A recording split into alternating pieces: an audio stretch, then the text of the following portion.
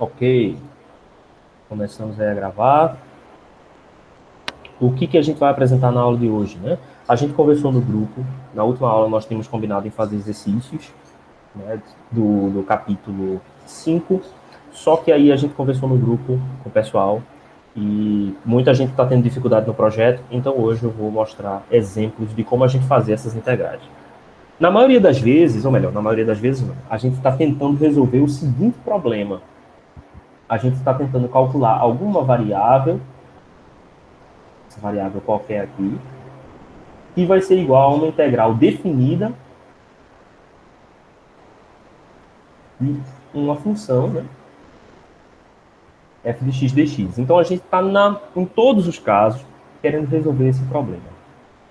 Então vamos resolver o seguinte problema. Vamos dizer que eu quero descobrir quem é a integral de 1 a 2 de x ao quadrado dx.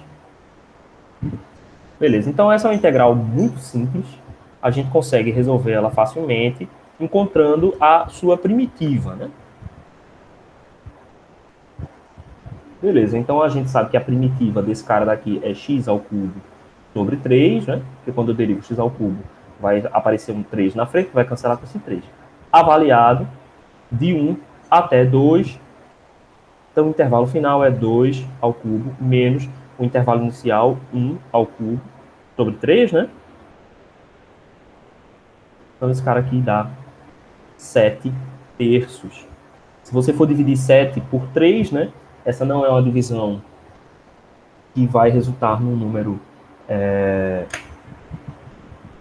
não vai resultar num número finito, né? Ele resulta num número infinito. Então, o 6, eu posso expressar isso aqui com 6 mais 1. Então, o 6 sobre 3 vai dar 2, e o 1 sobre 3 vai dar a dízima periódica 3. 3, 3, 3, 3, 3, certo? Beleza, até então, nada novo. Eu só coloquei esse exemplo simples, que é para poder a gente desenvolver como é que nós vamos fazer essa integral aqui numericamente. Tem vários algoritmos que são capazes de fazer integrais, né? Deixa eu ver se alguém falou alguma coisa no WhatsApp da aula. Não, ok, então eu vou fechar. Porque senão fica fazendo essa notificação aqui. Como é que eu faço essa integral numericamente? Bem, eu estou assumindo que esta função aqui é desconhecida, que é a função primitiva, né? De x aqui, seria o x maior aqui. Eu estou supondo que a gente não conhece a primitiva. Então, portanto, eu tenho que fazer as somas das pequenas parcelas x ao quadrado dx. Então, vamos primeiro desenhar essa função aqui. Então, vamos colocar aqui um eixo. E vamos desenhar só na parte positiva, porque eu só estou interessado em integrar a parte positiva. Vamos dizer que a cada 4... vamos colocar 5. A cada 5 unidades, a cada 5 quadradinhos eu tenho uma unidade. Vocês conseguem ver a marcação do quadradinho? Legal? Dá sim, dá pra ver. 5, então aqui vai ser 2. Aliás, eu vou fazer 10, porque tem espaço aqui. Então, 1, 2, 3, 4, 5, 6, 7, 8, 9, 10. Aqui vai ser 1. 1, 2, 3, 4, 5, 6, 7, 8, 9, 10. Aqui vai ser o 2. Beleza. Aqui, né, na escala y, vou dizer que aqui é 1, eu vou dizer que aqui é 2. Na escala y, eu vou colocar ele de 5 em 5, porque eu preciso de mais, né? Então, 1, 2, 3, 4, 5. Eu vou dizer que aqui é o 1 em y. Eu não vou nem chamar de y, eu vou chamar de f de x. F de x e aqui x. Então, 1, 2, 3, 4, 5. Aqui é o 2.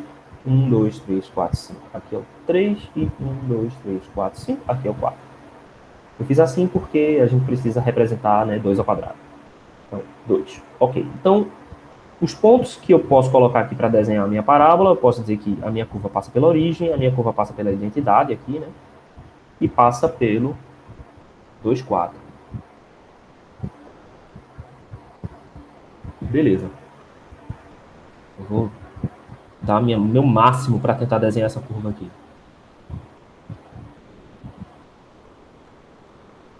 Oh! De novo. Aqui a derivada é zero, então ela começa assim. Agora acho que não vai dar certo. Se eu fizer esse ponto aqui grande, ela vai passar dentro. Beleza? Vocês entenderam. Aqui é só para a gente mostrar aqui como que a gente vai fazer. Beleza. A gente está interessado em calcular a integral, que é a área abaixo dessa curva aqui. Então eu posso delimitar esses dois pontos, esses dois pontos em x, e eu vou calcular a inclinação não, eu vou calcular a área embaixo desse gráfico aqui. Só que a única coisa que eu possuo é essa função primitiva. Obviamente, se eu vou fazer a integral, eu possuo a expressão analítica para f de x. Existem alguns algoritmos que conseguem, a partir de f de x, encontrar a primitiva f de x e fazer a integral normalmente, como a gente fez aqui. Não é esse o nosso objetivo no problema que a gente propôs. O nosso objetivo é calcular a área aqui embaixo. Bem, nós sabemos que se eu estivesse tentando encontrar a área de uma porção retangular, se eu tenho a altura e se eu tenho a base, eu sei que a área vai ser base vezes altura. Então, o que eu vou fazer? Um dos métodos para calcular essa integral é subdividir esta função, esta área, em vários retângulos. Então, vamos dizer que eu peguei aqui, né, o retângulo. Quem são os valores que eu tenho aqui sobre essa curva? Esse valor aqui é f de 1. Aí vamos dizer que eu dividi ela em duas partes. Eu tenho f de 1, f de 2 e eu vou ter f de 1,5. Tá aqui. F de 1,5. E eu vou dividir essa região em retângulos. Então, meu primeiro retângulo vai ter a altura f de 1. Então, esse vai ser meu primeiro retângulo. E o meu segundo retângulo vai ter a altura f de 1,5.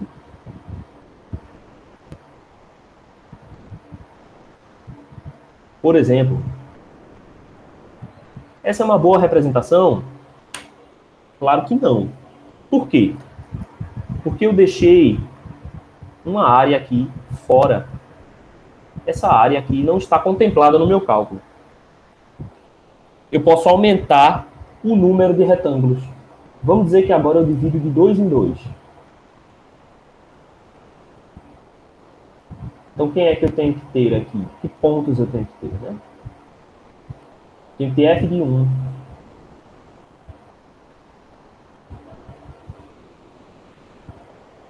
F de 1,2.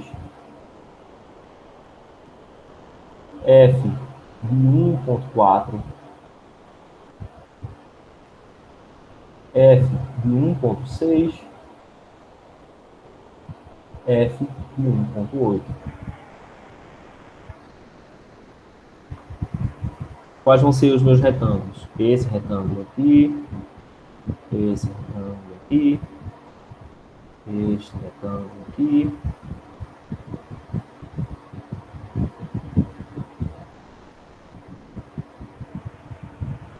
Vocês concordam comigo que a gente pode agora ter uma representação mais precisa?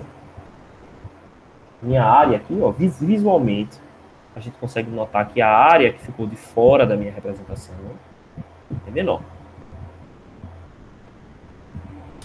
Vocês concordam comigo?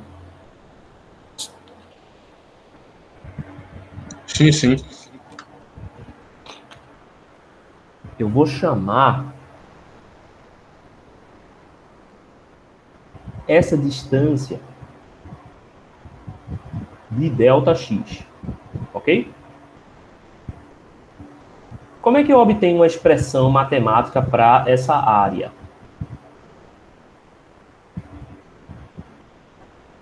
A área de cada um desses quadrados aqui, vou fazer em preto. A área de cada um desses quadrados é quem? F de 1 vezes Δx mais f de 1,2 vezes Δx mais f de 1,4 vezes Δx mais até o último termo, né? O último termo vai ser f de 1,8 vezes Δx. Todo mundo concorda com isso?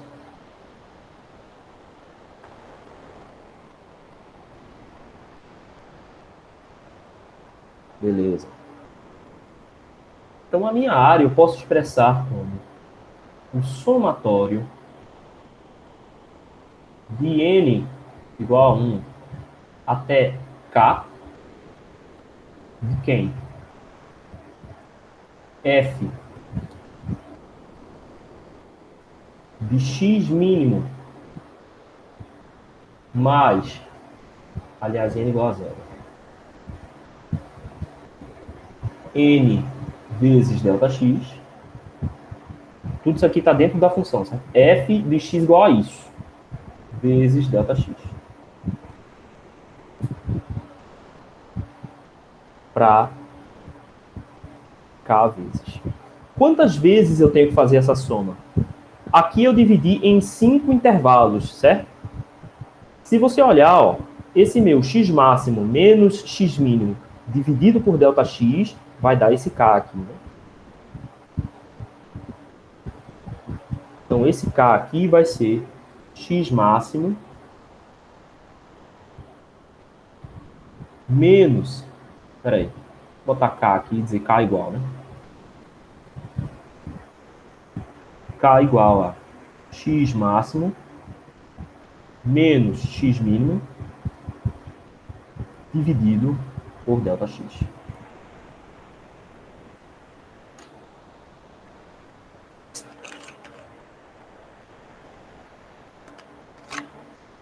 O limite, quando eu faço...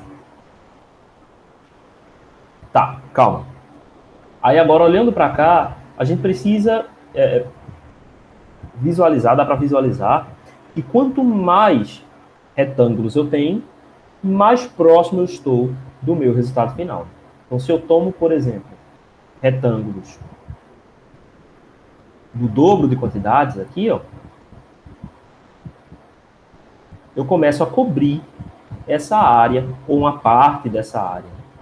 Estou aqui desenhando outros retângulos, supondo que eu estou calculando com maior precisão.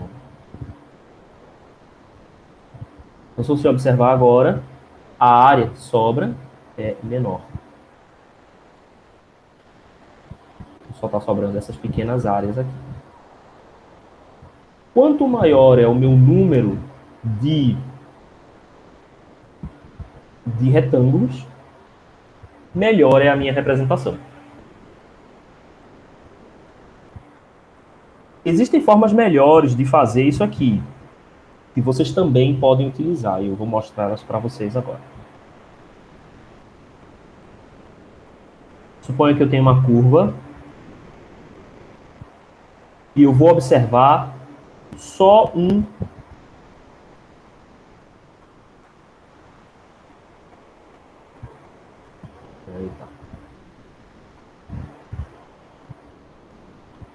eu vou observar só...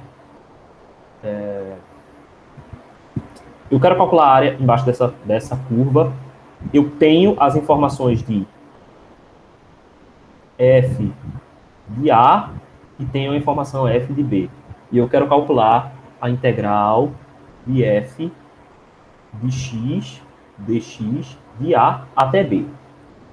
Esse método inicial a gente separava em quadrados, certo? Em retângulos. Vamos dizer que esse meu primeiro método eu faça a mesma coisa.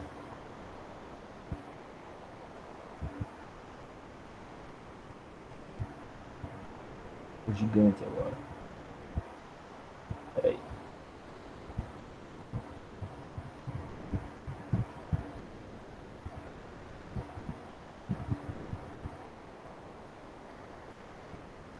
Não sei por que ele está ficando grande, mas tudo bem. Ok, e eu vou fazer 3 vezes. Só para a gente mostrar 3 formas diferentes, ok? Quero calcular isso aqui. O primeiro método, que foi o método que a gente mostrou, divide em retângulos, certo? Então, quem é que vai ser a minha expressão para esse primeiro cara?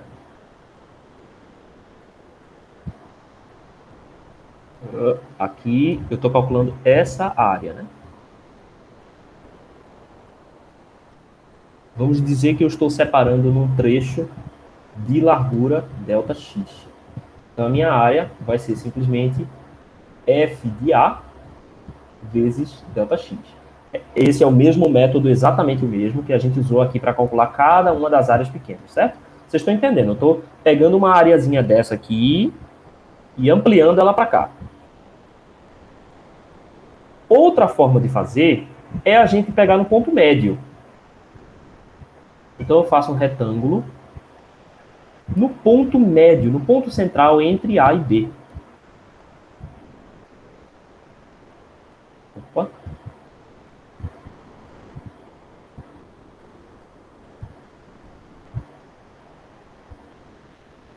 Vamos dizer que essa altura aqui seja F de A mais F de B sobre 2.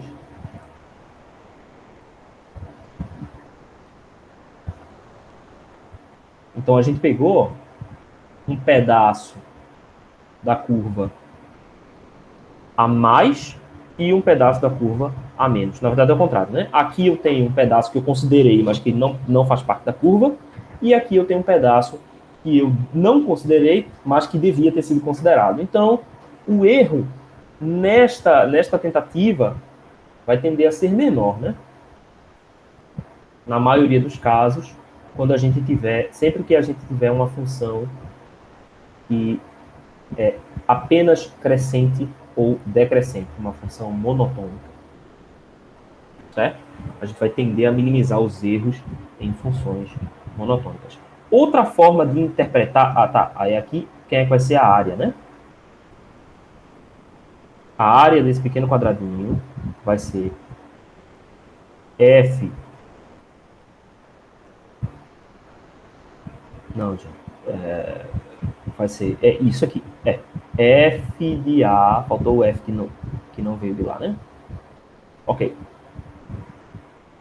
A vai ser F de A mais F de B sobre 2 vezes ΔX.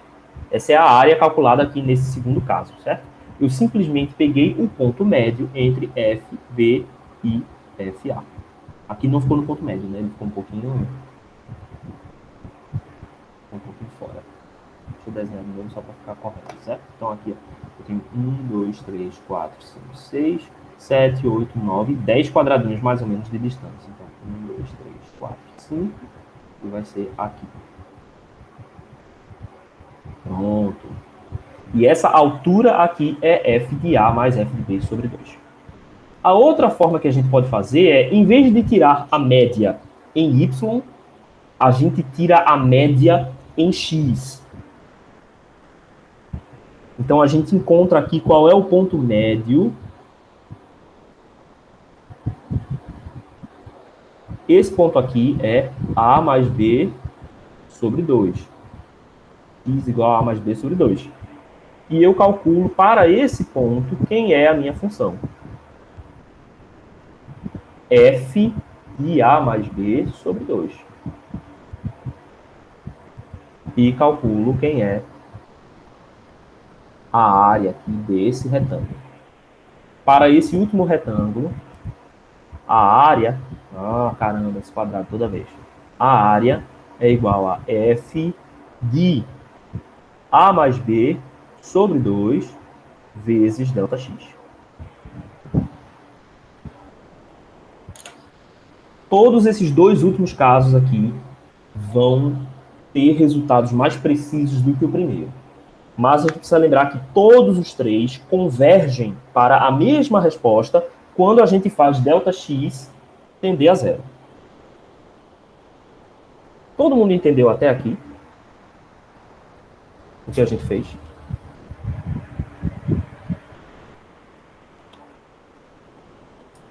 Sim, sim, professor. Beleza, né? Ok. Então, vamos lá.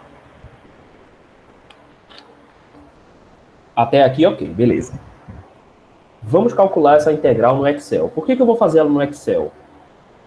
Porque no Excel a gente consegue ver uma a uma todas as parcelas, somando todos os valores aí abaixo dessas curvas. Então, vamos lá. Deixa eu trocar aqui o programa, né, que eu estou apresentando.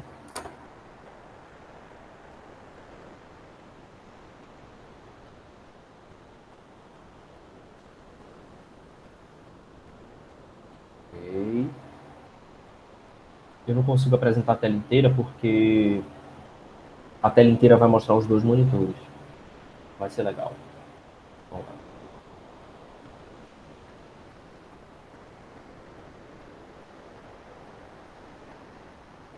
Beleza, chegou aí para vocês? Sim, sim. Ok. Vamos focar só nessa parte aqui por enquanto. Certo? Então, o que eu tenho? Eu tenho o meu valor do x. Certo? Eu vou fazer essa subdivisão na função em 10 quadrados. Certo? Em 10 retângulos.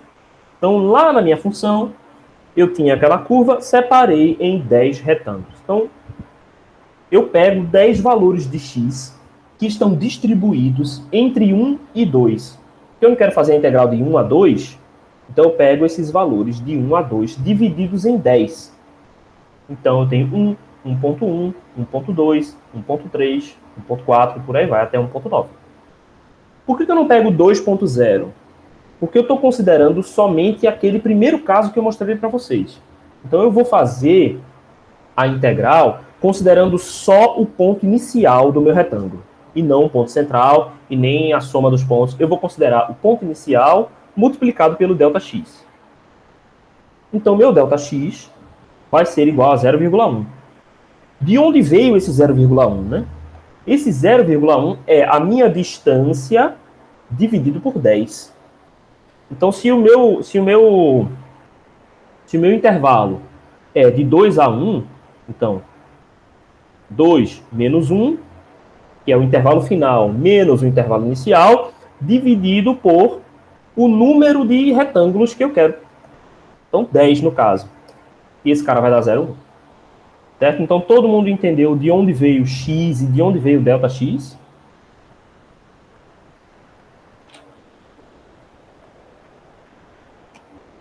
Sim ou não?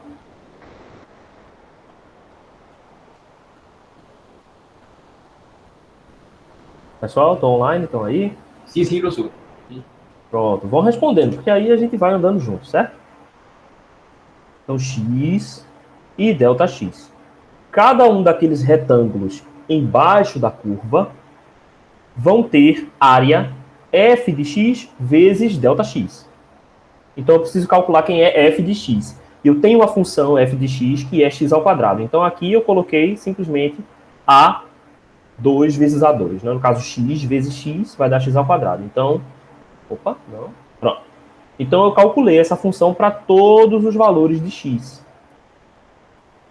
Então, aqui ó, eu tenho valores discretos da função f de x para cada um dos pontos discretos, 1.1, 1.2. E aí calculo a função f de x igual a f de x vezes ΔX. Então, aqui é simplesmente a multiplicação direta. Se você observar aqui, ó, é simplesmente B2 vezes C2. Eu estou multiplicando diretamente f de x por ΔX. Cada um desses elementos aqui, na coluna D de dado, são áreas dos retângulos que estão abaixo da minha curva f de x.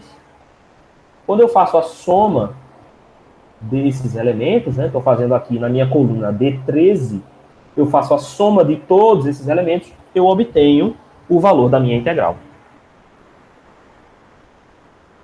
Deu 2,185. Por que não deu 2,3? Porque eu estou usando um algoritmo que eu já sei que exclui partes da minha soma. Você está entendendo?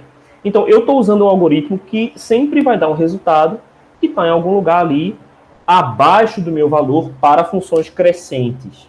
para funções decrescentes, ele sempre dá um valor acima, sempre dá um valor maior, certo? Então, se a minha função é crescente, esse algoritmo sempre resulta no integral mais baixa. Se a minha função é decrescente, ele sempre resulta no algoritmo cuja resposta é mais alta do que o que deveria ser. E se você não conhece a função, aí pode ser qualquer coisa, pode dar qualquer resultado, certo? Maior ou menor. Aqui a gente poderia rapidamente fazer o resultado para os meus outros tipos de algoritmos, certo? Então vamos dizer que eu tenho f de A menos f de B sobre 2. Vamos dizer que eu quero calcular usando esse algoritmo aqui, tá bom? Desculpa, menos não, é mais. Mais. F de A mais F de B sobre 2. Era o segundo algoritmo que a gente estava fazendo, né? Vou até conferir. Era esse aqui. Certo, esse era o segundo. Agora eu vou botar o 2.0 aqui, porque eu vou precisar desse valor, né?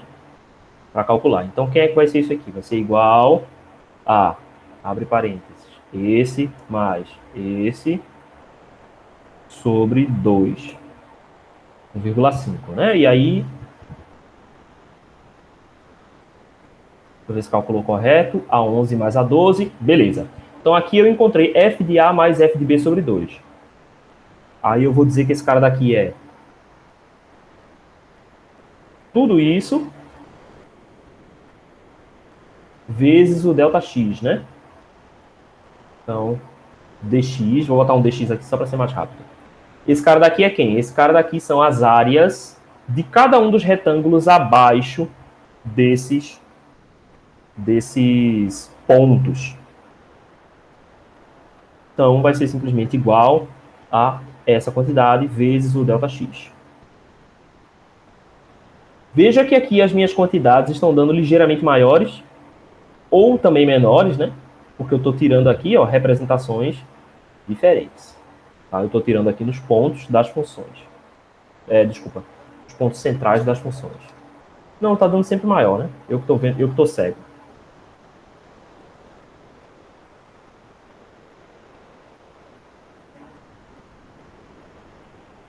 Está dando sempre maior, eu que estou viajando.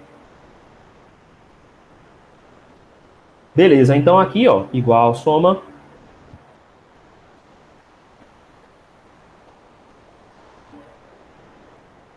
Não. O que foi que eu errei?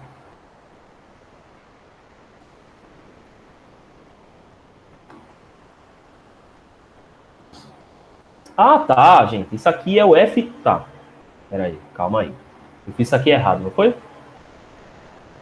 O que eu estou calculando é o F de A mais F de B. Só que na minha soma eu peguei o X. Eu estava errado aqui. Isso aqui não é na coluna A, é na coluna B. Perdão aí, gente. Vocês entenderam o erro que eu fiz aqui, né? É B2 mais B3. Eu estou fazendo a média do F de X, não do X. Estou fazendo a média. E aqui eu preciso ter 4 aqui. Pronto. Eu preciso ter 2 ao quadrado, né? Eu preciso ter F de 2 para poder resultar. Olha aí. E agora já chegou no resultado muito mais perto. Todo mundo entendeu a diferença desses dois algoritmos e por que esse algoritmo chegou mais perto, mesmo com o mesmo número de iterações? Sim, professor. Beleza. Agora vamos fazer o terceiro algoritmo, que é fazendo a média em X. Deixa eu inserir aqui. O meu terceiro algoritmo, eu vou precisar de 3 colunas. Inserir colunas após. Eu vou fazer A mais B sobre 2. Aí agora sim. Essa é a média do valor de X. Então ela é igual. Acho que deve ter alguma função aqui, média, né? Média. A média entre esse valor e esse valor aqui. Pronto. Então, 1,5 deu certo. Deixa eu só reduzir aqui um pouquinho para vocês conseguirem ver tudo. Beleza? Então, eu estou fazendo aqui a média de x. Então, eu vou até aqui, né? 1,95 é a média do último ponto. Esse cara daqui vai ser f de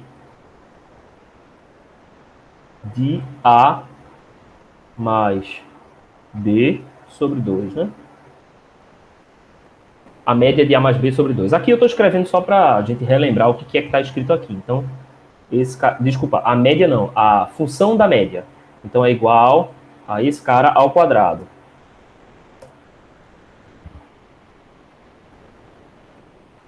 E aqui as áreas.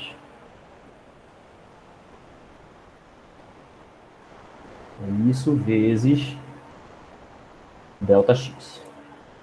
Então, vai ser igual a isso vezes o ΔX. Pronto. Essa soma aqui embaixo vai ser o meu resultado. E também deu bastante parecido, 2,3325. Então, os três algoritmos dão resultados diferentes. Lembrando que esses últimos dois são mais precisos e o último deles, né, tende a ser o mais preciso aí quando você tem funções não lineares. Quanto menos linear é a sua função, mais o seu terceiro aqui vai performar melhor, certo? Vai ter um erro menor. Quando comparado aos dois anteriores. Beleza. Basicamente, o que a gente está fazendo é isso, só que com uma função mais complexa, uma função mais difícil de trabalhar. Todo mundo entendeu como é que a gente chegou aqui nesses três resultados?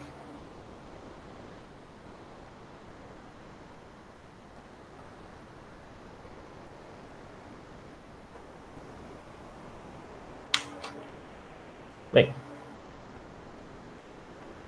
eu espero que sim. Se for não, é uma ótima hora de dizer não. Tá?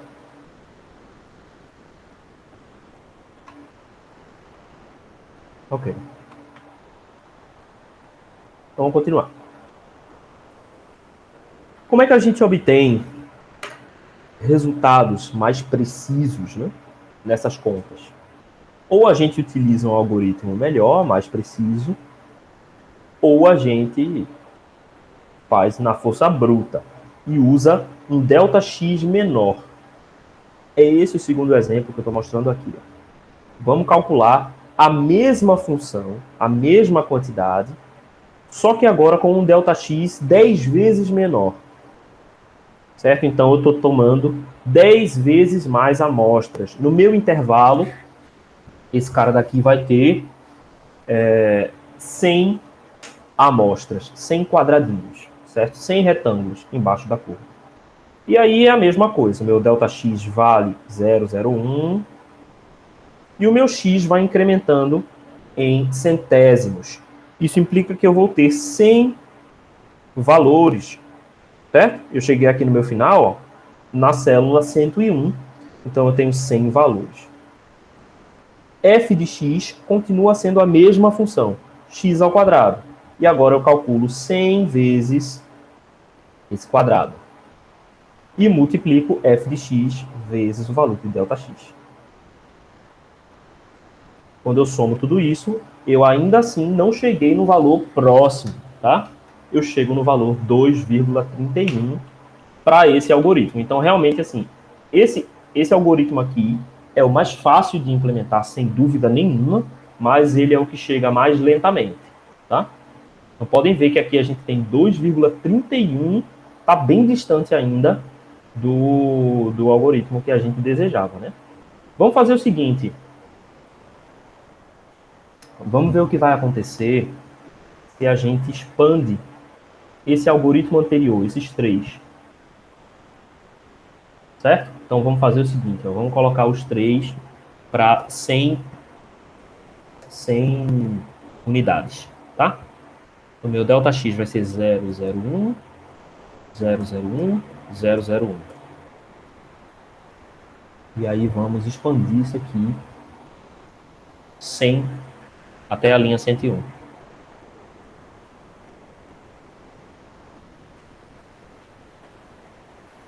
Pronto, então aqui ó, eu cheguei em 1,99. Essas são as áreas. Deixa eu congelar esse painel aqui. Como é que eu congelava esse painel mesmo? Filtro. Exibir.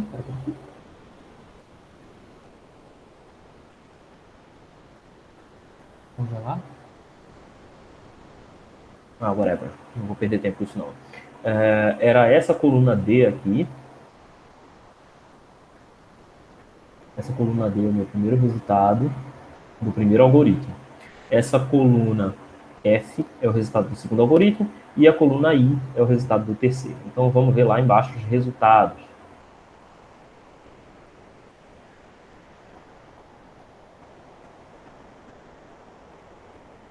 Então esse cara daqui é uma soma de D2 até D101. Então, deu 2,31, que era o mesmo resultado que a gente tinha obtido antes, né? D2. Esse cara aqui é soma D, não, D não, F2 até F101. E esse cara daqui é soma I2 até I101.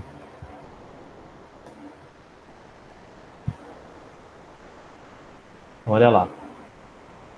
Esse terceiro algoritmo aqui é o que melhor convertiu para a resposta.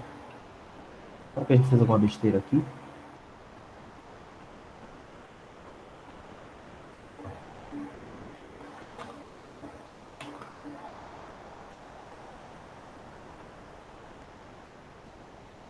Esse valor ficou pior agora, né? O valor foi igual. 31.835, 31.835.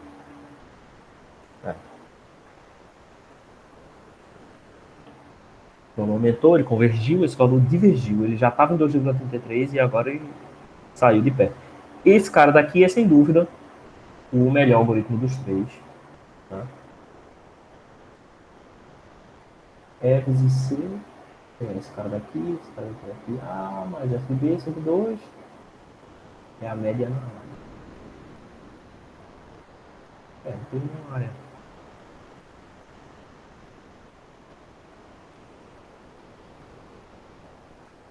F2, F101. Bem. Estranho. Mas é isso aí, os métodos são esses. Ok? Vou mostrar para vocês, então, o código que a gente pode fazer para gerar esse cara daqui em C++.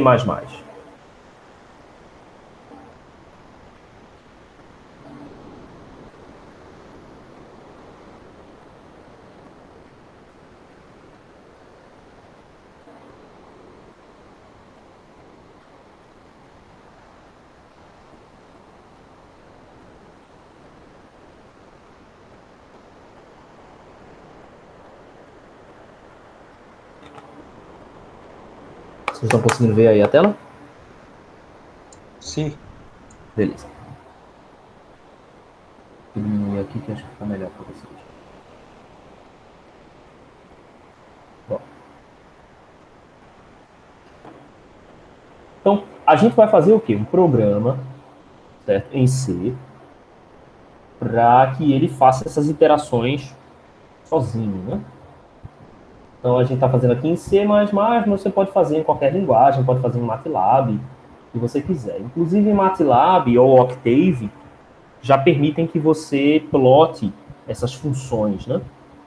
Então, isso é mais legal, porque você consegue já sair, exportar seu gráfico direto.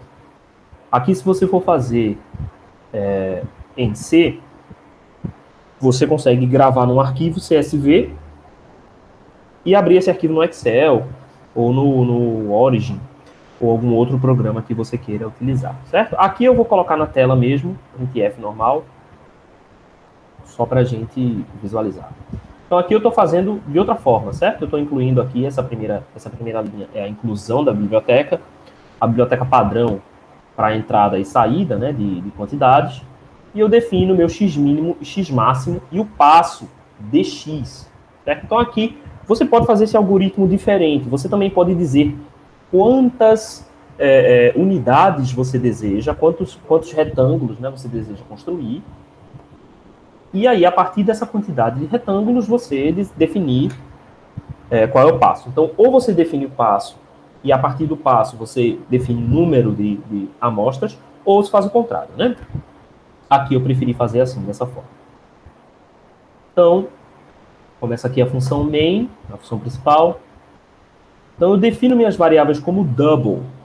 Em C++, a gente tem dois tipos de variáveis de ponto flutuante, a variável float e a variável double. A variável double tem uma precisão maior, né? Então a gente dá preferência quando vai utilizar números muito grandes ou muito pequenos, com muitas casas decimais, a utilizar esse tipo de variável, que é a variável double.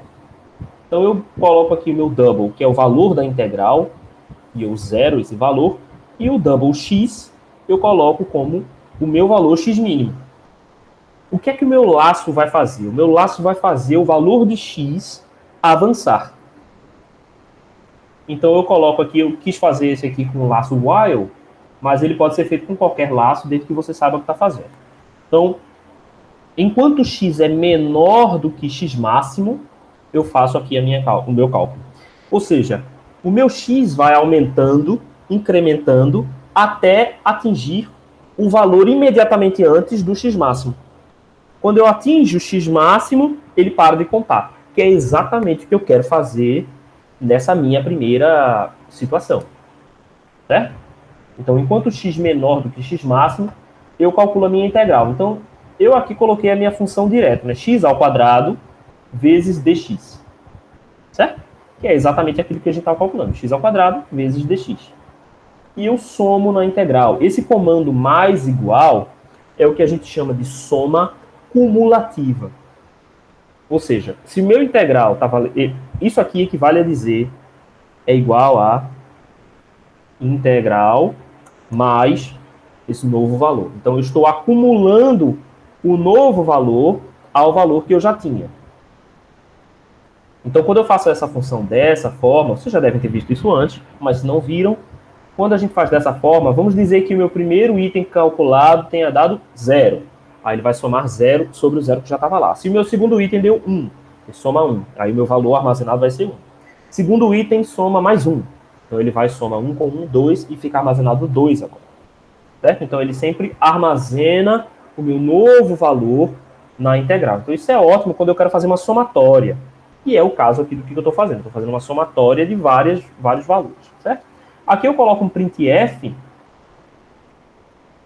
Isso aqui foi debug, na verdade. Só porque eu queria ver quanto que estava valendo a integral naquele momento, né? E quanto que estava valendo o valor de x. Eu fiz isso só para eu ver que o programa estava rodando corretamente. No final, é extremamente importante você incrementar o valor de x. X aqui não vai ser incrementado daquela forma tradicional, né? Tradicionalmente a gente incrementa com x mais mais, né? X é um incremento de 1, ok? Aqui eu não quero incrementar de 1, eu quero incrementar do valor ΔX, que aqui eu chamei de dx, né? Então eu estou incrementando de 1 10 a menos 3. Né? Eu estou incrementando de 1 mili em 1 mili. Certo? Beleza. E aí eu botei o printf do resultado aqui, né? Então, eu estou imprimindo o resultado na tela. Beleza, vamos rodar esse cara, né?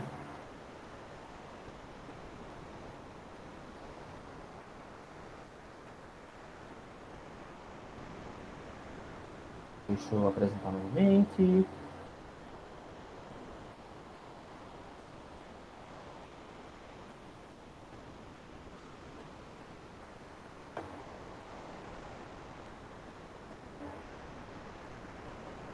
Beleza? Vocês já estão vendo aí, né? Então, G++. eu chamei integral de x2.c. Então, isso vai compilar aquele código, compilou, e aí eu faço ponto barra a out. E ele vai rodar. Então, vejam aí, agora eu fiz a minha integral para 1000 valores. Certo? Que eu estava incrementando de 1 milésimo em 1 milésimo. Então, aqui a gente pode ver o valor de x sendo incrementado de 1 milésimo em 1 milésimo. X está nessa segunda coluna aqui. E a gente pode ver o valor da integral sendo acrescentada também desses valores aqui. Né? É claro que ela não está sendo acrescentada de 1 milésimo em 1 milésimo. Né? Ela está sendo acrescentada da função x ao quadrado vezes dx. E o dx a gente definiu como 0,001. Então, a gente pode ver que as duas funções vão crescendo, né? E na integral está acumulado o valor que vai se tornar a integral de x ao quadrado de 1 a 2. E aí, depois de 1000 iterações, a gente chega aqui ao valor 2,335833. Então, a gente chegou no valor aqui bem legal, bem próximo do valor analítico, certo? E a gente atinge isso quando x atinge o seu valor máximo. Aqui o x ficou igual a 2, porque na hora que eu imprimir, né, quando eu chamo o printf, eu chamo o printf depois da incrementação de x, certo? Então, não é que o meu programa passou por x igual a 2, mas ele incrementa e fecha, certo? Porque eu imprimo depois do laço. Vocês estão entendendo o que eu estou falando?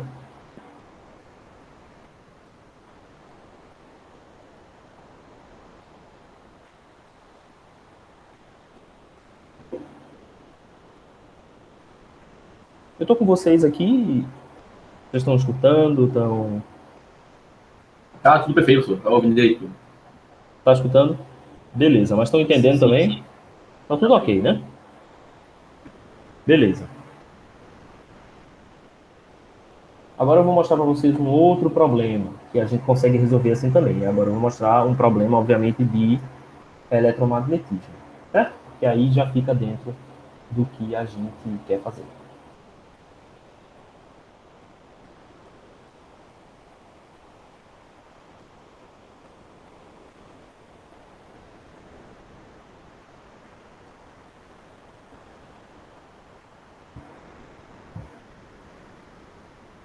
Pronto, beleza. Vamos colocar agora a seguinte situação.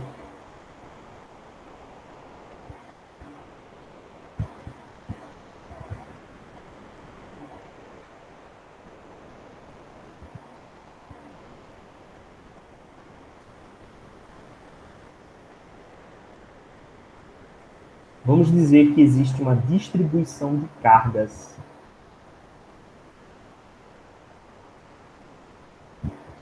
Uma distribuição de cargas ao longo de y. X, y e z. E essa distribuição de cargas pode ser descrita numa função ρL de y. Como trata-se da carga, né, eu vou chamar ela de ρL de y', para expressar, né, claramente que ele depende da carga. Trata-se de uma distribuição da carga, certo? Beleza. Vamos dizer agora que eu quero obter o campo elétrico em x igual a 0, y igual a 0 e z variando entre 0 e 1. Então eu quero avaliar o valor de z nessa reta azul aqui.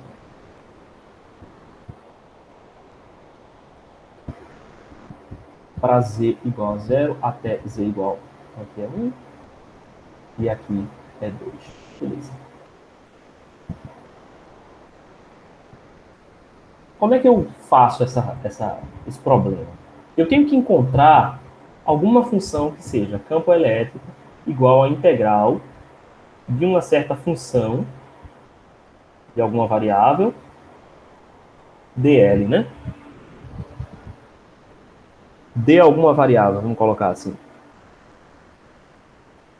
Eu tenho que encontrar uma função como essa com limites definidos, de A até B.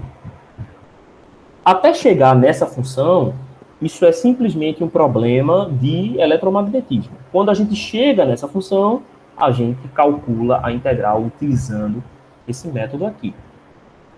Quando a gente chegar nesse ponto, eu vou dizer que meu campo vai ser um somatório de n elementos de f de qualquer que seja essa variável vezes delta dessa variável. E aí a gente precisa levantar quem é essa variável. A gente pode fazer isso pela lei de Coulomb.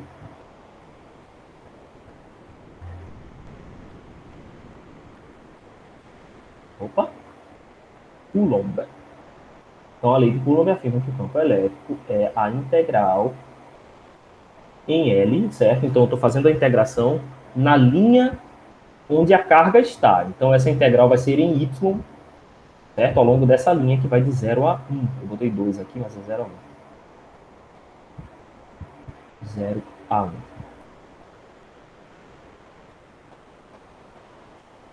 Certo? Então, essa é a minha curva L. De quem?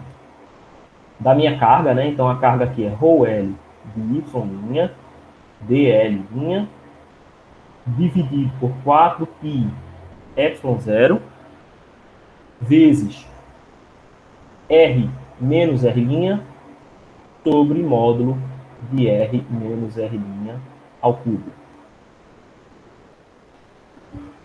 Então, beleza. Quem são essas quantidades, né? O meu dL' é a minha variação em Y. Então, dy'. R é o vetor que aponta da origem para o ponto de observação. Então, este vetor estará aqui, né? Esse é o meu vetor R, que aponta para vários pontos aqui dessa curva. Tá? Então, vamos fazer. Quem vai ser esse meu vetor R? É o valor atual de Z ao longo do vetor AZ. Esse valor de Z vai variar entre 0 e 1. E o R' é o vetor que aponta para a carga. Esse vetor que aponta para a carga vai ser nessa direção aqui. Da origem para o ponto de observação na carga qualquer, né? R'.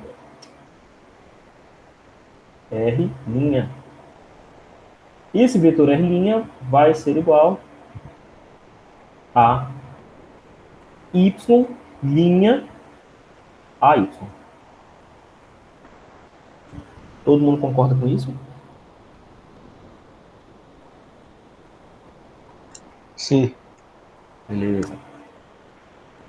Então vamos desenvolver essa equação. Então, meu campo elétrico vai ser igual a integral. L, agora eu já sei quem é. L varia de 0 a 1. Então, de 0 a 1, de ρL, de Y', dy. Esse meu dy aqui, ó, vai se tornar o ΔY, quando a gente escolher um valor de ΔY. Sobre 4π ε0. Aqui no denominador eu tenho z ao quadrado mais y' ao quadrado. Tudo isso elevado a 3 meios. É esse denominador aqui. E em cima eu tenho z menos z a z menos y' a y. Vejam só, aqui eu tenho que separar a minha integral. Por quê? Eu não consigo fazer cálculo vetorial, a não ser que você tenha uma biblioteca de cálculo vetorial. Aí você consegue, né? Tudo bem. O MATLAB certamente tem uma biblioteca de cálculo vetorial. Então, você poderia definir esses vetores aqui e ir incrementando esses vetores. Mas aqui o meu objetivo é mostrar que a gente pode fazer esse cálculo sem a necessidade dessas bibliotecas, tá?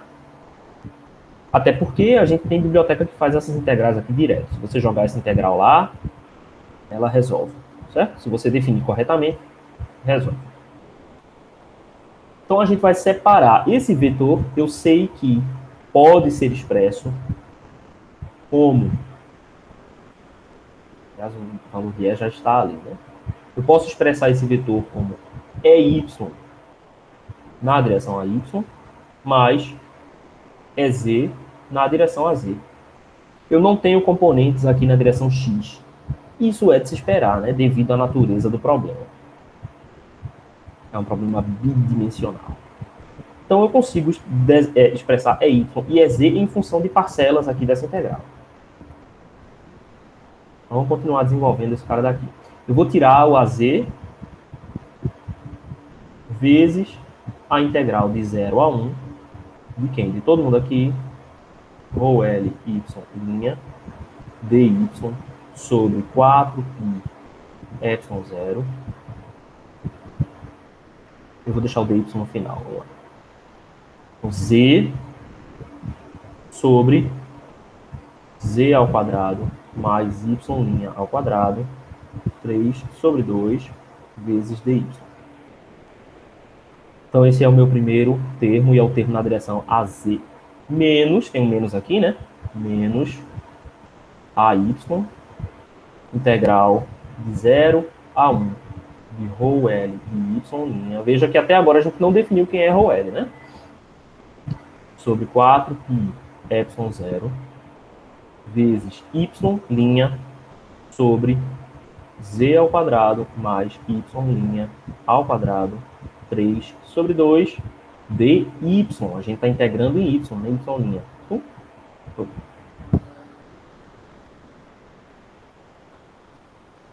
Esse é o ponto em que a gente vai fazer agora essa transformação aqui, ó, daqui para cá. Daqui para cá. Então, o que é que eu quero calcular? Eu quero calcular EY, é o primeiro, né? Se a gente colocar na ordem destrógena, a gente vai ver que o EY vem primeiro. Então, EY é esse termo todo aqui. Essa integral aqui, ó, é EY. Então, eu vou dizer que EY é a somatória de uma função. Se eu estou integrando em y, essa função vai ser a função de y', dy'. Eu vou chamar essa função aqui de função y, tá? Só para dizer que a gente está aqui no mesmo esquema. E aí o EZ vai ser somatório de f, z, f índice z, mas essa função também depende de y', porque a gente está integrando em y. Então, a variável aqui dessa função é o y, não z. Apesar de que este resultado será um campo apontando na direção z. Mas ele depende do valor de y. A variável aqui, quem a gente está variando entre 0 e 1, é y, não z. Então, quem é que vai ser essas duas funções? Aliás, aqui eu botei b, né? Mas aqui vai ser delta. Delta y, delta y'. E aí é só a gente definir as funções. F, y, dy' é igual a tudo isso aqui.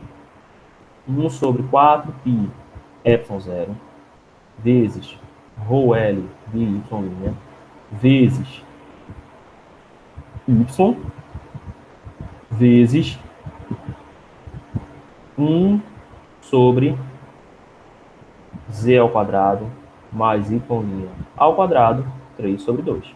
Então, o que eu tenho que fazer no meu computador? Eu tenho que fazer um cálculo para isso aqui. Eu tenho que encontrar isso aqui. F de z de y' é 1 sobre 4 π ε0 rho L de y' vezes z, vezes esse valor aqui. 1 sobre z ao quadrado mais y' ao quadrado, 3 sobre 2. Até aqui todo mundo compreendeu? Vamos passar para o Excel para a gente ver termo a termo como é que a gente resolve essa integral.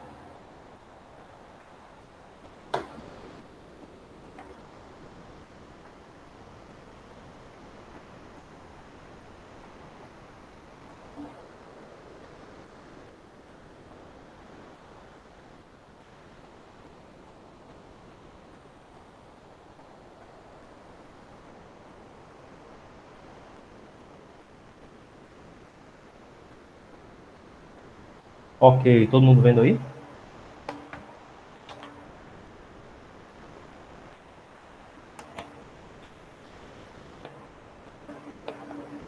Chegou aí para vocês? Ou...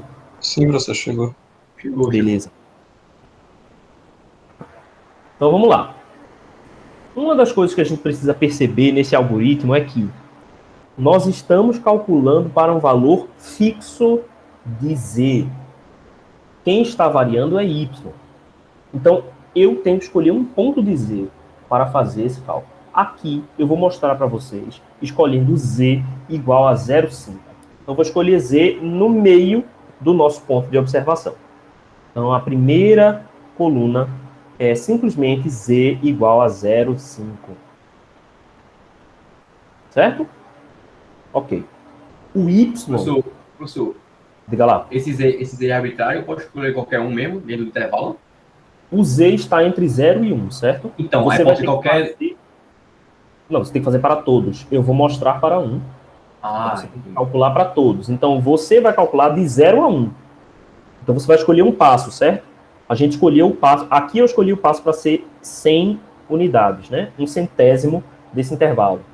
Eu escolhi 100 passos, então, portanto... Quer dizer, 100 amostras, então, portanto, meu passo é 0,01.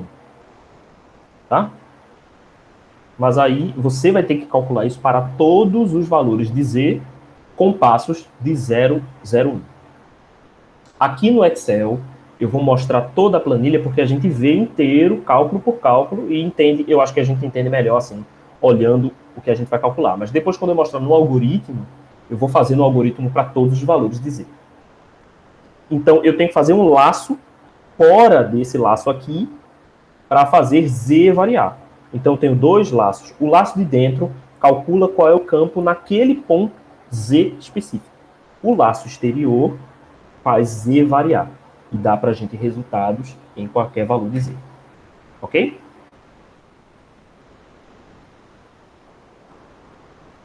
Então, z igual a 0,5. Eu escolhi esse ponto aqui só para mostrar para vocês. Depois a gente calcula para todos os valores de z. Y, eu vou fazer ele variando. Y aqui é o y', tá?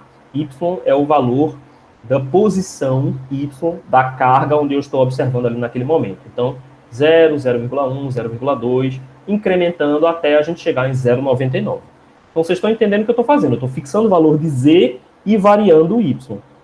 Depois eu tenho que calcular para um próximo z, variar y de novo. Para um próximo z, variar y de novo. Então, toda vez que eu incremento meu ponto de observação, eu integro toda a carga uma outra vez. Certo? Beleza. Aqui eu coloquei o valor das minhas constantes. Para quê? Para facilitar, né? Porque no Excel é muito mais fácil você multiplicar na linha do que multiplicar por uma célula fixa.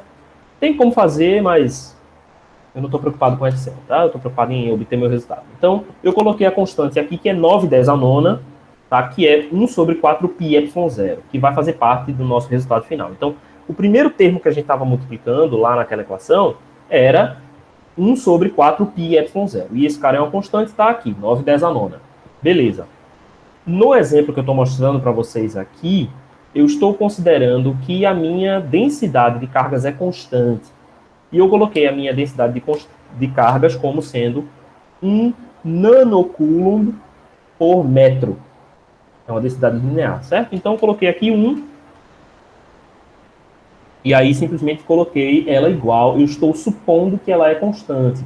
E se ela não fosse constante, o que eu ia fazer? Ela ia ser uma função de y, certo? Então, eu ia dizer que era seno de y, ou então y ao quadrado. Certo? Seria muito simples mudar. Era simplesmente dizer que é isso aqui. E, bem, eu vou definir uma função, certo? Uma função de y. Aqui, eu estou botando igual a 1 para ser simples. Esse cara é o último denominador, né? É o z ao quadrado mais y ao quadrado elevado a 3 meios. E está aqui essa função, né? Y ao quadrado, ou seja, A2 vezes A2, né? Y ao quadrado, mais B2 vezes B2, que é o z. Quer dizer, ao contrário, né? O A é o z e B é o y. Então, eu estou fazendo z ao quadrado mais y ao quadrado elevado a 3 sobre 2, que eu posso escrever como 1 sobre 1,5, tá? Então, beleza. Aqui tem uma questão muito importante que a gente tem que perceber. nós não podemos avaliar o campo elétrico na origem para esse problema. Por que não? Por conta desse denominador. A gente tem uma explosão do campo elétrico na origem, certo? Porque eu estou colocando 0 e 0 no denominador aqui. Então, quando eu faço a minha integral, essa integral vai tender a infinito. O campo elétrico é infinito na origem. Eu não posso calcular o campo elétrico dentro da carga, certo? Então, no caso, quando vocês virem a gente definir o Z mínimo, eu vou definir o Z mínimo como o primeiro passo fora da origem. A gente tem que excluir a origem, porque a origem é uma singularidade. Então, beleza, calculei aqui para todos os valores de Z e de Y esse denominador. O dy já é padrão, né? A gente escolheu o dy como sendo 0, 0, 1. Só a gente colocar essa constante e agora é calcular as nossas expressões. Então, o f de y dy, quem era? Ele era menos 1. Então, deixa eu só colocar aqui, porque aí fica grande. Ó, menos 1, aí tem um menos aqui, ó, dá para ver. C2 é quem? É a constante K. D2 é a função da densidade. B2 é o Y. F2 é o DY. Que aqui eu já estou calculando F de Y vezes o meu delta Y. Ok? Isso dividido por essa expressão aqui. Basicamente, eu estou multiplicando e encontrando o valor do meu retângulo. Tá? Ok. Eu faço a mesma coisa para Z. Pode ver que a minha expressão é a mesma, né? Então, C2 é a constante, D2 é a densidade, A2 é o valor de Z, F2 é o valor de dy, que a gente está integrando em y, e E2 é o meu denominador, aquela expressão. Beleza, então eu expando essa multiplicação e gero todos os valores. Noto que os valores de y são negativos e os valores de z são positivos, que é como a gente espera, né? O campo resultante vai montar para cima e para menos y.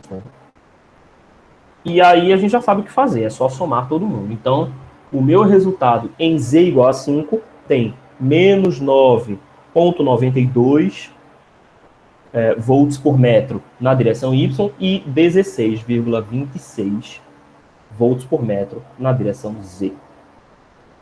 Eu vou mostrar para vocês o programa, mas todo mundo entendeu o que a gente fez aqui?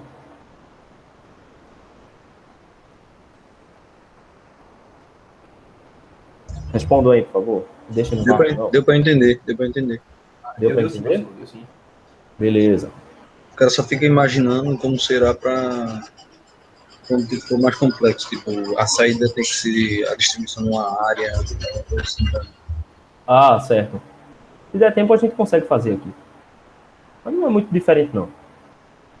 Então, ó, aqui, por exemplo, se eu tenho uma densidade diferente, um seno, por exemplo, é só eu colocar essa função aqui. Então, vamos dizer que essa densidade seja, sei lá, diz uma função aí, vocês. Seno de πz. Pronto, Isso, beleza. caso, né? Caso. Não, mas aí πz não funciona, né? Tem que ser πy. É, sim, πy, exatamente. Depois eu confundi.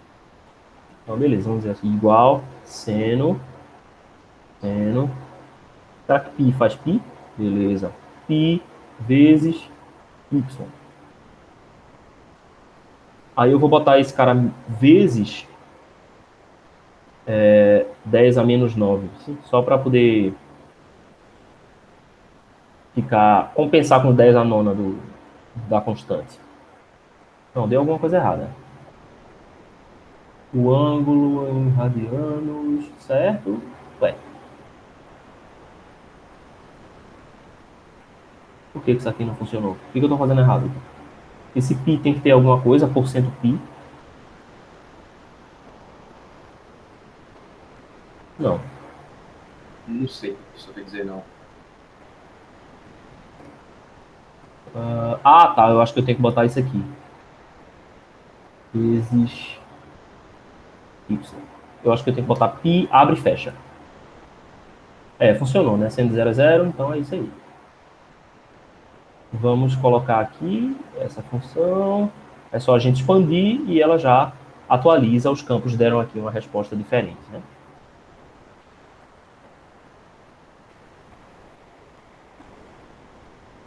Então é só a gente atualizar a função row de y e na hora a gente atualiza aqui o resultado.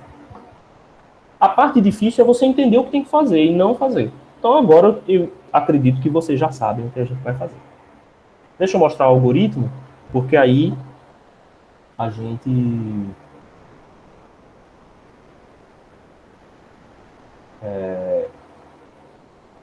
se der tempo eu faço uma com vocês aí, mais complexa.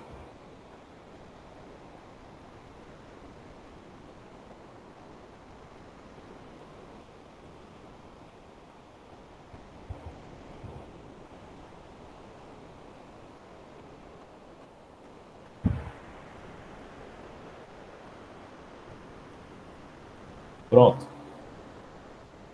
Todo mundo consegue ver, né? Vamos lá. Eu incluí aqui a stdio para entrada e saída, só para a gente conseguir imprimir, né? A função matemática.h, essa biblioteca aqui é importante porque algumas funções, como a sqrt e a potência, power, né? Esse pow, estão definidas dentro dessa matemática.h. Então eu defini a constante, essa constante é aquela 1 sobre 4πε0, defini a densidade. Aqui eu defini a densidade como constante, só porque ela é constante, mas se fosse seno, qualquer que fosse aí a função que você quer, bastava você descrever esse cara na função. E aí defini o y mínimo, y máximo, dy. Ou seja, eu estou calculando isso aqui em passos de centenas também, 001, e defini o z mínimo, z máximo e o passo dz. Note que aqui eu defino o z mínimo como 001, né? E eu estou fazendo isso aqui por conta de a gente não poder avaliar o campo na origem. Tá? A gente não pode avaliar o campo na origem, porque na hora da integração vão surgir termos de divisão por zero, tá? E aí não dá para fazer isso. Até aqui, a gente fez exatamente a mesma coisa. Então, função principal, eu defino as minhas variáveis, ou seja, eu defino meu campo y e campo z. Por que eu preciso definir agora duas variáveis para os resultados das integrais? Porque eu estou calculando duas integrais. Certo? Estou calculando duas integrais. E aí, double y e double z são as variáveis que vão guardar os valores atuais de y e z nos meus laços. E aí eu defino elas como sendo os valores mínimos, porque são os pontos onde eu vou começar a calcular. Vamos ignorar, portanto, por enquanto, esse laço externo do z e vamos prestar atenção no laço y. Esse laço que começa aqui na linha 34, tá? Então, olha só, esse laço é o mesmo que a gente estava fazendo anteriormente. Então, agora eu estou usando uma lógica for, tá? Então, esse laço aqui não é mais um laço while. Eu gosto do laço for porque ele é mais compacto, mas você pode fazer com qualquer laço que você gostar de fazer. Então, eu começo definindo y igual a y mínimo.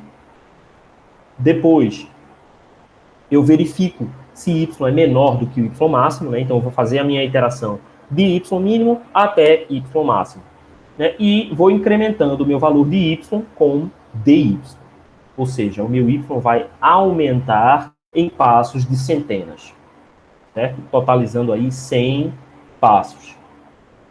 E calculo a função. Tá aqui, ó, campo y é quem? Lembrando de colocar o mais igual, certo? Porque aqui a gente está fazendo uma soma cumulativa. Então, é a constante vezes a densidade. Aqui, no caso, eu botei vezes menos y, né? Que está lá na nossa função. Esse menos pode ficar fora ou pode ficar dentro da função, não tem problema. Ou eu poderia omitir esse menos 1 e colocar aqui menos igual. Ele já vai fazer toda a soma atribuindo o valor de menos.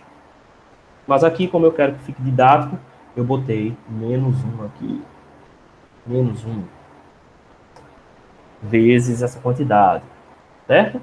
Dividido pela raiz quadrada da potência de z ao quadrado mais y ao quadrado, né, elevado a 3. Então, o que eu estou fazendo? Eu estou calculando z ao quadrado, y ao quadrado, elevando ao cubo e depois tirando a raiz quadrada. Certo? Então, eu estou fazendo aí tudo isso. Todo esse cara daqui é igual àquele denominador lá. E essa função PAL e SQRT estão na biblioteca matemática.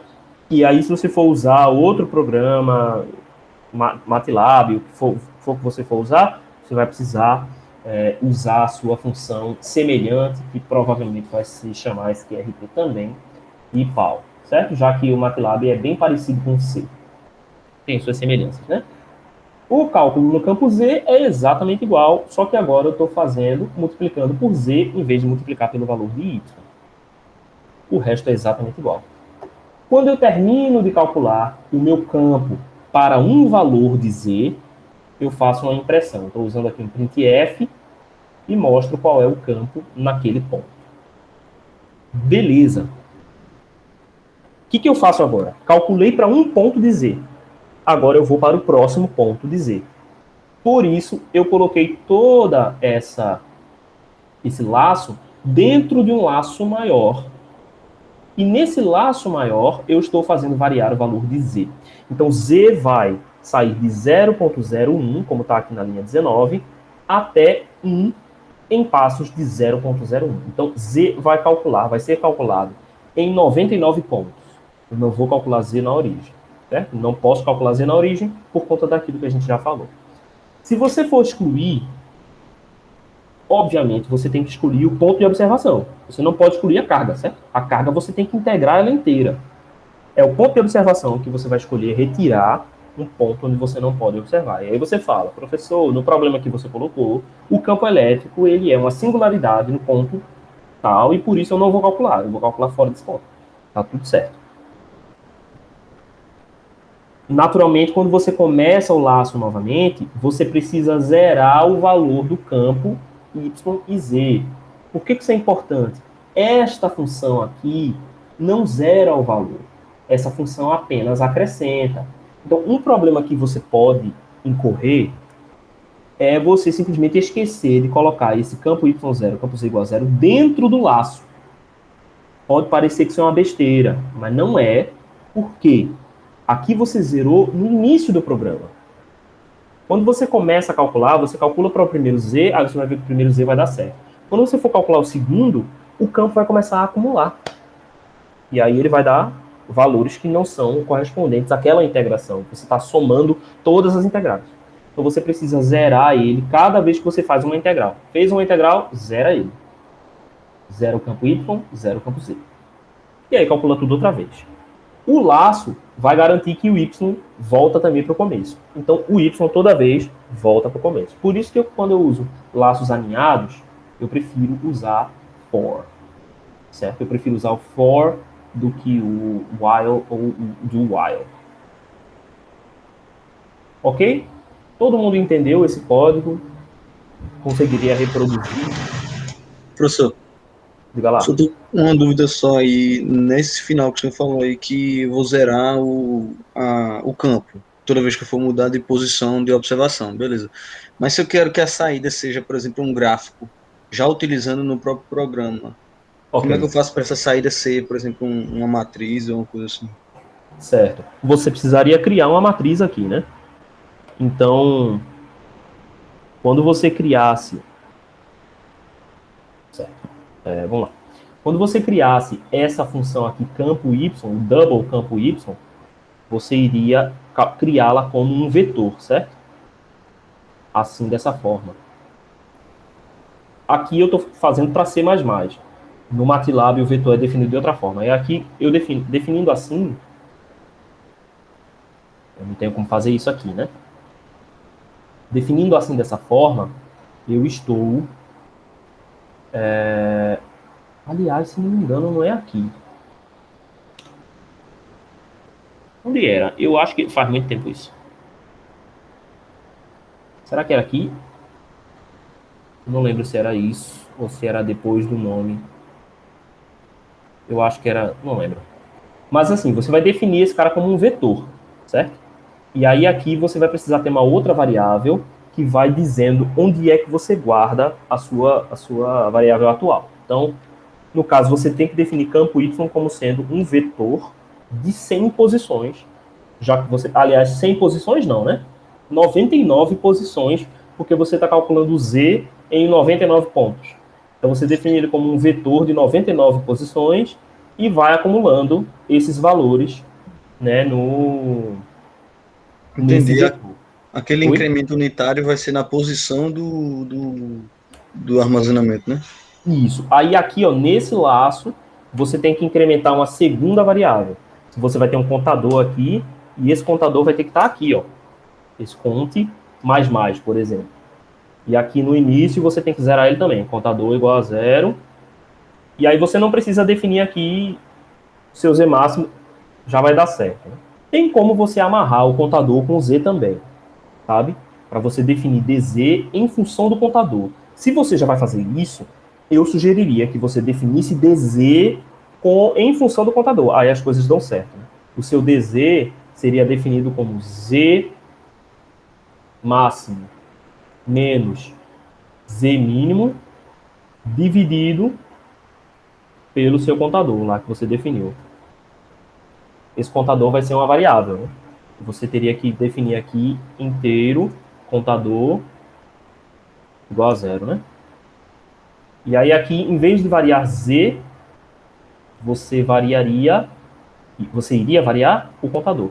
Aí aqui seria contador igual a 0, z menor que z máximo, e aqui esses dois incrementos. Aí dá certo. Tá? Só que se você estiver fazendo programa em C, a minha sugestão é que assim que você calcular o valor, em vez de fazer printf, você grave num arquivo, certo? E aí, se não me engano, a gente faz com a função printlf. Vai querer Aí, importar em CSV, professor?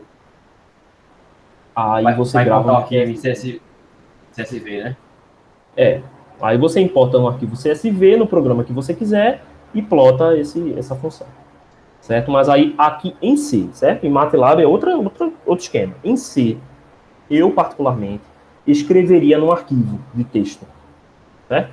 E aí depois eu posso abrir no programa que eu quiser, porque eu acho mais fácil a gente fazer assim. Mas isso não é a única forma de fazer, de forma alguma. Existem inúmeras formas de fazer e todas elas, se você fizer direito, vai dar o mesmo resultado. Então, aqui a gente não faria isso. Aqui no lugar do printf, vou colocar printf para ele escrever esse valor no arquivo. E aí eu escreveria ele já sem tudo isso que está aqui, né? Porque eu coloquei aqui umas mensagenzinhas só para a gente conseguir visualizar melhor. Na hora que você fosse escrever no arquivo, você separava com ponto e vírgula, e aí na hora de você abrir no Excel ou num outro programa qualquer, você consegue abrir com facilidade o CSV, certo? Ou no Origin, ou o que for. É isso. Todo mundo entendeu esse esquema?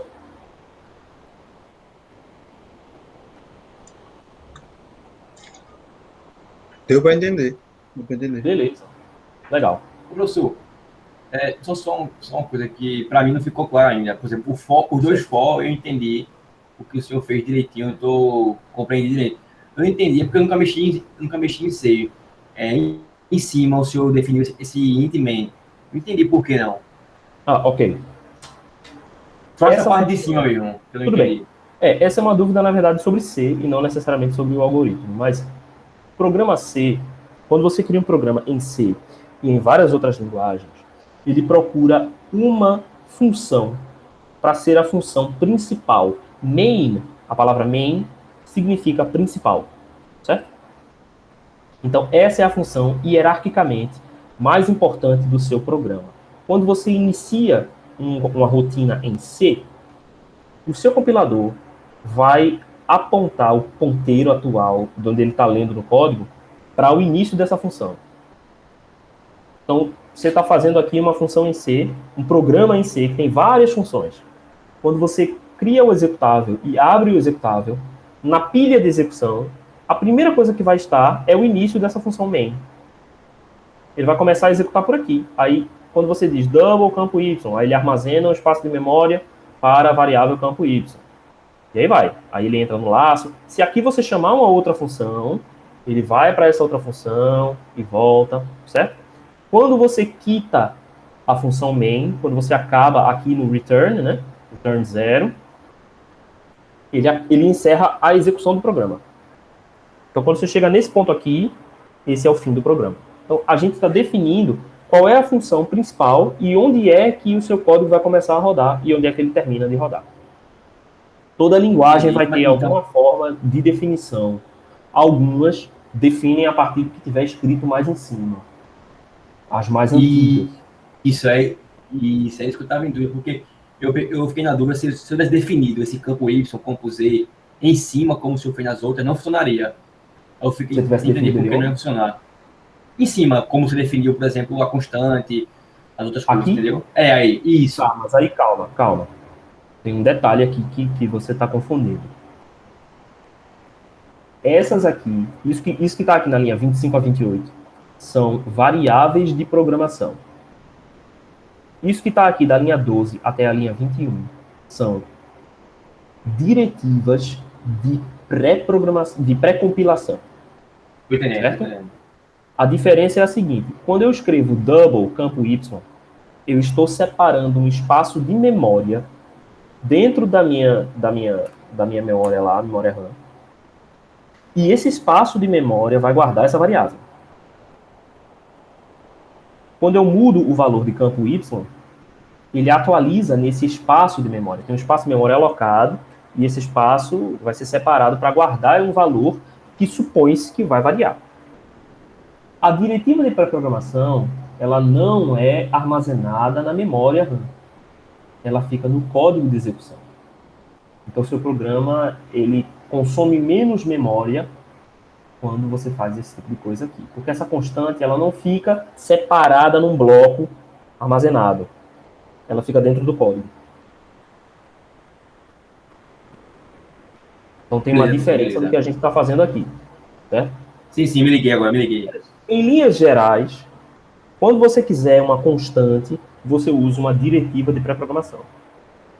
E quando você quiser uma variável, um valor que você vai atualizar, que vai mudar ao longo da execução do seu programa, você usa uma variável, certo? Uma outra coisa que eu acho que é bem interessante é que essas diretivas de pré-programação não necessariamente servem para guardar só valores. Você pode escrever qualquer coisa. O que a diretiva de pré-programação faz é ele substituir a primeira palavra por todo o resto que tiver aqui. Certo? Então, se você botar assim, define, imprimir, e dizer que imprimir vale tudo isso aqui. Aqui, em vez de printf, você poderia chamar imprimir. Entendeu? E não precisa colocar ponto e vírgula aqui. Porque eu não defini ela com ponto e vírgula lá em cima. Tá entendendo? A diretiva de pré-programação é só uma coisa que diz para o seu compilador o seguinte: toda vez que você encontrar essa palavra, você tem que substituir por isso aqui. Só isso. Inclusive, se você escrever errado aqui, ela não vai dar erro na linha 23. Ela vai dar erro na linha 42.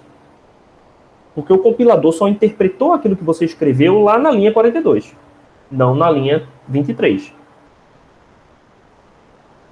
Tá entendendo, Lucas? Sim, professor, tô entendendo. Beleza, então é isso. Vamos executar esse código, senão não vou ter tempo nem de mostrar isso aqui. Eu vou sair, não vou salvar, porque eu saí alterando tudo. Eu não lembro se eu fiz ou não fiz o que eu tenho que ter feito. Eu tentei desfazer aqui, mas não sei se consegui. Então vamos abrir isso aqui no terminal e vamos apresentar aqui o terminal. Eu queria tanto que tivesse uma forma que o Google Meet apresentasse a janela ativa. Aí isso seria perfeito para mim. Pronto, então a gente tem que fazer...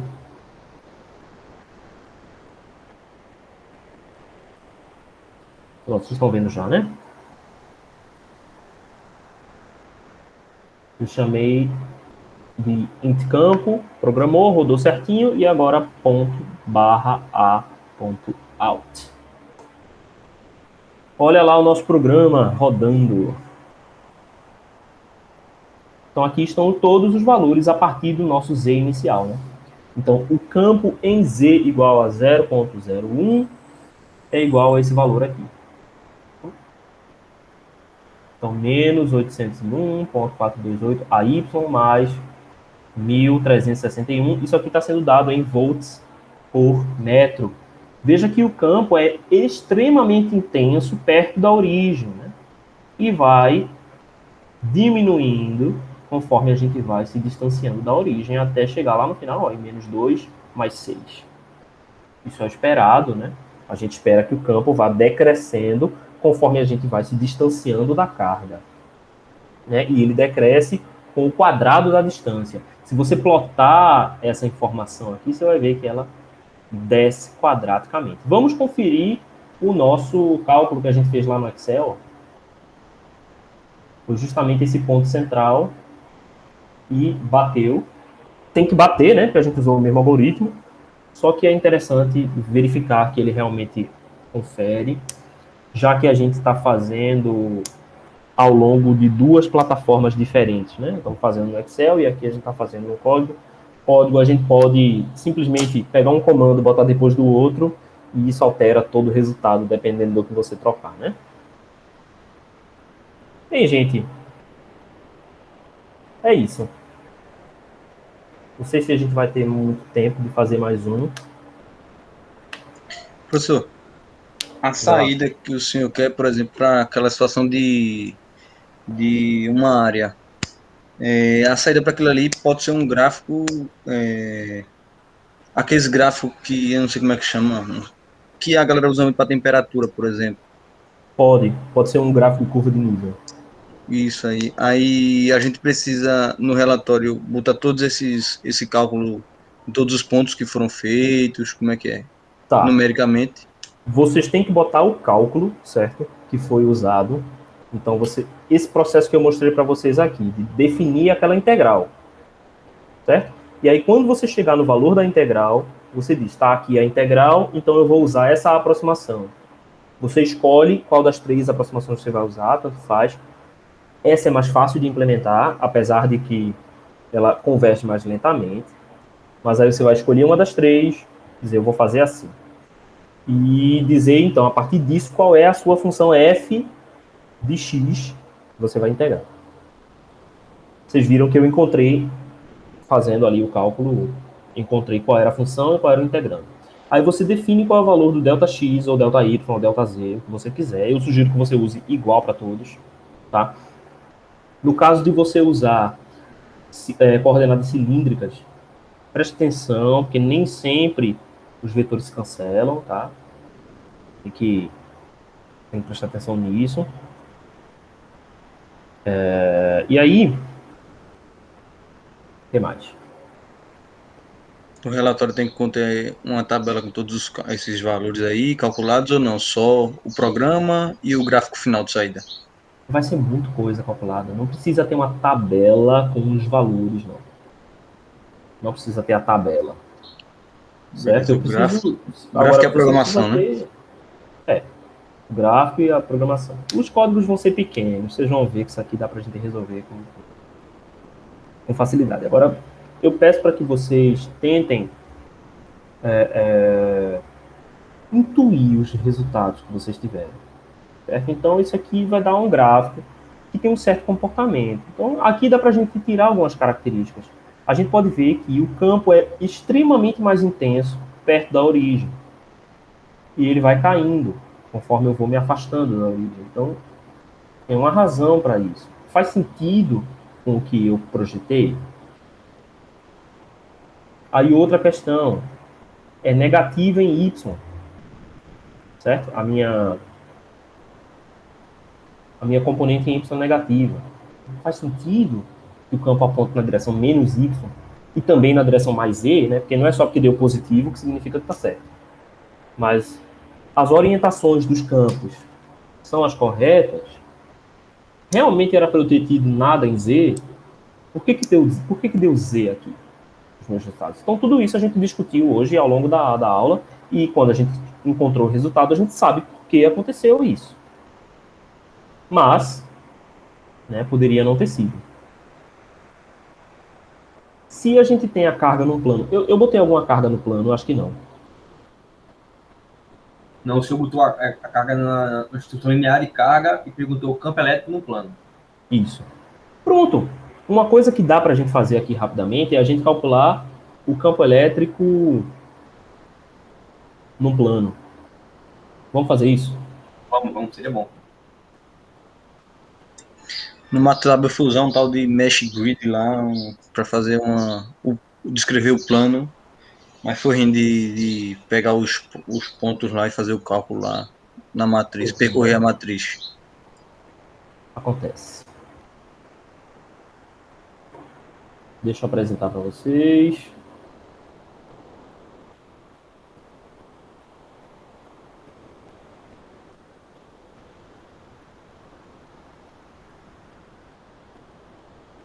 Pronto. Então vamos fazer o seguinte. A gente calculou, esse cara daqui é uma linha em Y, certo? Y está definindo a minha linha. Z é o meu ponto de observação. Então agora eu vou colocar aqui X também. Vamos calcular o campo no plano XZ. Então eu vou dizer que aqui é o meu X mínimo, X máximo, dx. Por que eu não vou colocar aqui x igual a zero? Pela mesma razão. Certo? Eu preciso sair da origem. Então eu vou calcular a partir de x igual a 0,01, z igual a 0,01.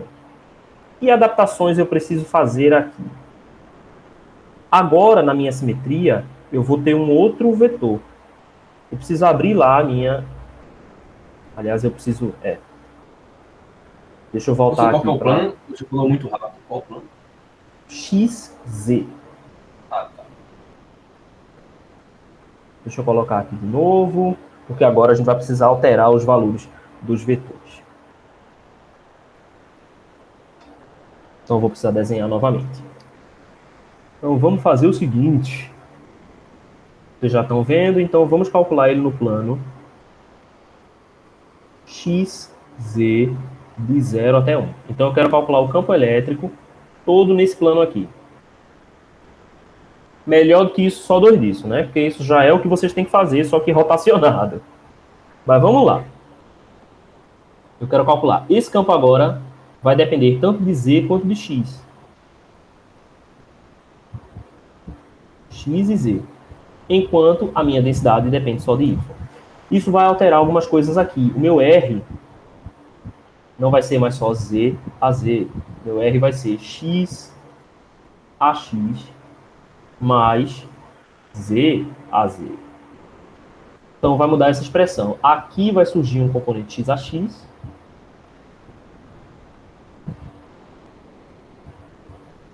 X a X, eita, mais Z.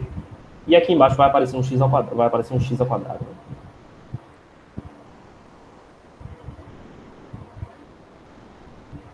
X ao quadrado mais Z ao quadrado. Ok. Então essas duas funções aqui vão mudar. Esse meu denominador aqui vai ficar x ao quadrado mais y ao quadrado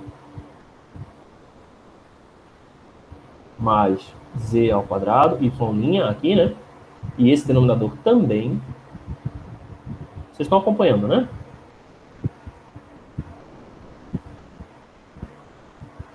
Mais y' ao quadrado. Essas duas componentes permanecem iguais no seu numerador, né? Porque esse primeiro componente aqui veio daqui, essa segunda componente veio daqui, e vai surgir agora uma terceira componente em x. Então aqui tudo isso vai ser mais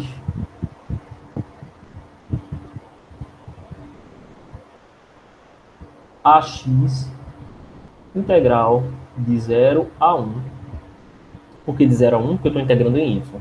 De rho L de y' x sobre 4π ε0 x ao quadrado mais y' ao quadrado mais z ao quadrado elevado a 3 meios vezes dy'. Todo mundo entendeu como é que a gente chegou aqui?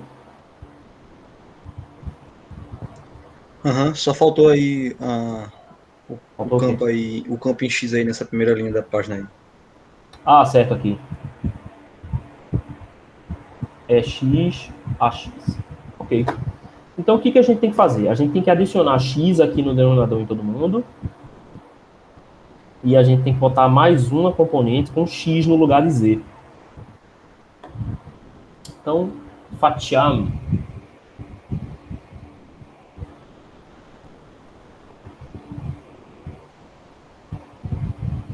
uma janela.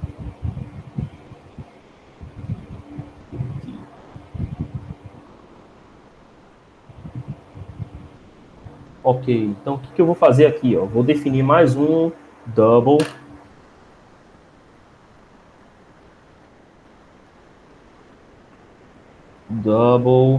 campo x. E vou colocar assim só para ficar legal. E vou colocar aqui um double x igual a x mínimo, ponto e vírgula. Beleza. Agora eu preciso atualizar os laços. Campo y e campo z não vão permanecer a mesma coisa, não. Eles vão ter aqui um acréscimo. Eu tenho z e y ao quadrado sendo somados, eu vou colocar aqui também x. Eu vou adicionar aqui um pau de x elevado a 2 mais. E vou colocar esse mesmo termo aqui.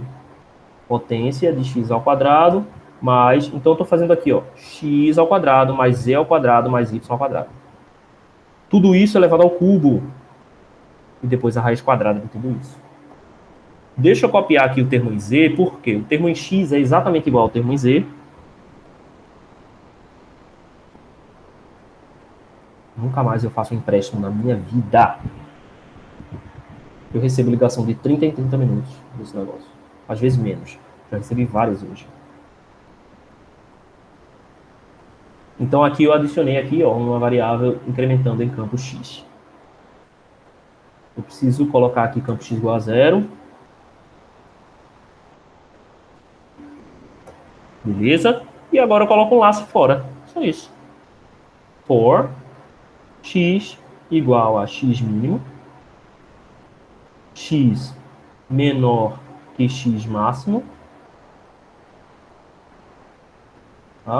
máximo x mais igual dx.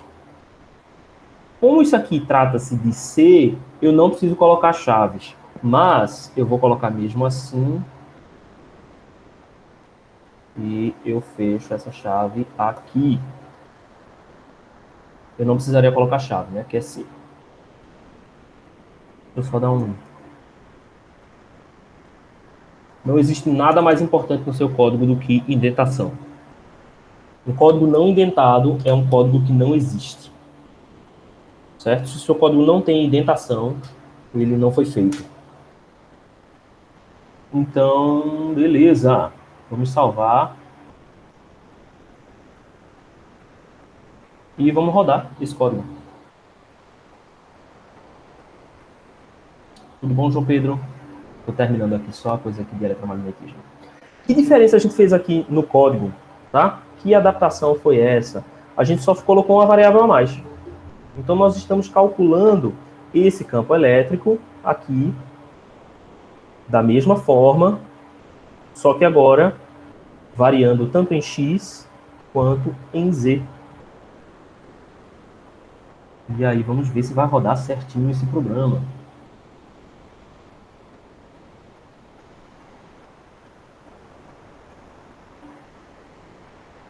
Pronto. Apresentar uma janela. É isso aqui. Pronto.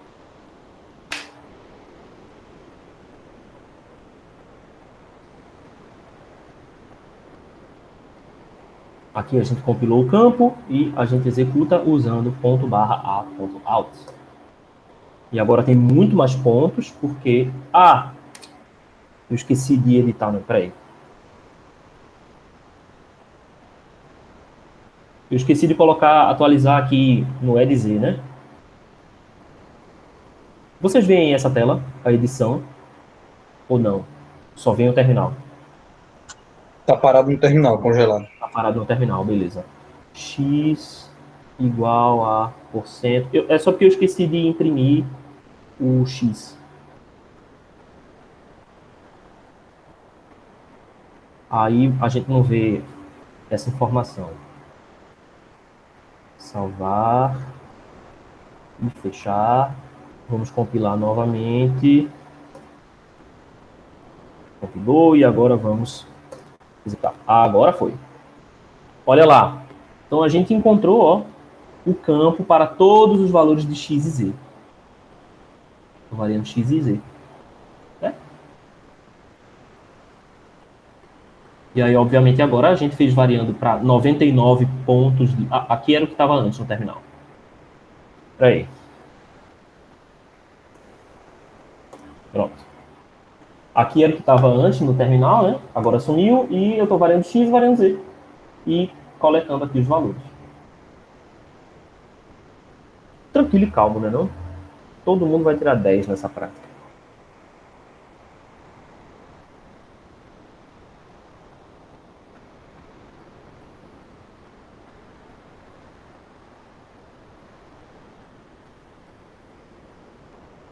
Digam lá, o pessoal do Eletromag 1, vocês entenderam o que a gente fez? Vocês vão conseguir fazer lá para os desafios que a gente colocou? Vamos ver agora, só que agora dá para progredir. Dá para desenrolar? Beleza. Se Vamos você aprender. já... Qualquer coisa, a gente grita no grupo lá. Não, tá certo. Qualquer coisa vocês me aperreiam. Beleza? Mas agora dá para fazer. Já botei um exemplo aí que é bem semelhante. Tá bom? Os outros dois aí vocês vão ter que adaptar porque as geometrias são diferentes. Mas já tá aí, já é uma ajuda bem grande. Ok? Tranquilo, professor. Valeu aí. Obrigado, pessoal. Então, até amanhã para o pessoal do Mag 1. Não, na verdade, amanhã eu acho que eu vou fazer vídeo. E eu vou pensar. Eu digo para vocês. Tá bom? Beleza. Valeu, professor. Boa tarde. A gente fala lá no grupo. Valeu, pessoal. Boa tarde. Vou continuar aqui com o pessoal da eletrônica. Até mais. Tchau, tchau.